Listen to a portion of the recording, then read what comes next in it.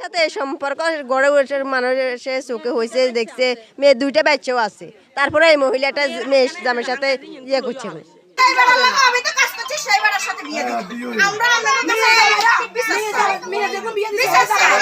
হে স্বামী সৌদি থাকে, হে স্বামী প্রবাসে, হে স্বামী জায়গা জমি হের নামে দিয়ে দিছে, দিয়ে দেওয়ার কারণে হে কিছু করতে পারে না, হে আটকে গেছে।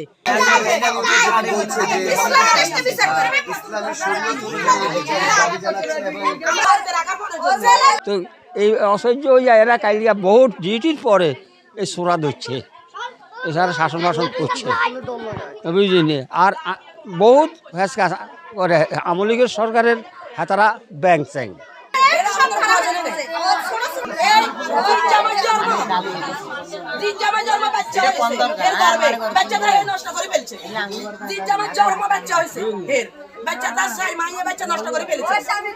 দুই চারজনে মানে গণফিটা পাবলিক আসি দুই চারগা বাড়ি দিছে, অনেক করে মারাও না তেমন কিছু। এখন পুলিশেরা হেফাজতে নিয়ে গেছে, আমরা এটার উপযুক্ত বিচার চাই এই মহিলাটার।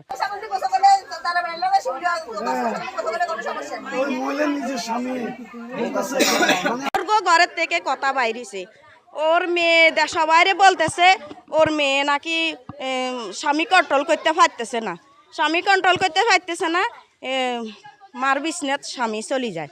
অনেক এগেনে কইছে, আমরা তাও বিশ্বাস করি না।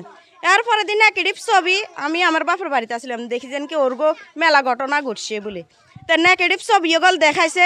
হ্যাঁ দেখে নাকি ওর বাপের কাছে ফোন দিছে, ওর বাপে কইছে ওর লগে সংসার করব। এটা মেম্বার স্যার মানে মেলা বিচার হাতি অনেক কিছু করছে।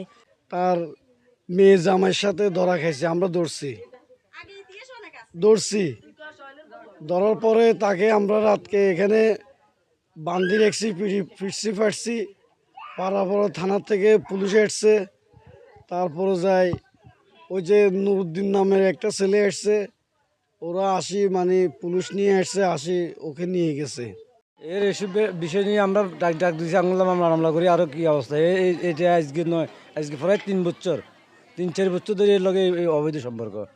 এই জামাইয়ের লগে এই আর মেয়েরা আরেকখানে বিয়ে দিয়েছে, হিন্দুন এই সান্তার কাছে বিয়ে দিয়েছে, সান্তার কাছে দনুগা স্বামী মাইয়ার মা দনুগা একসাথে ঘর করে।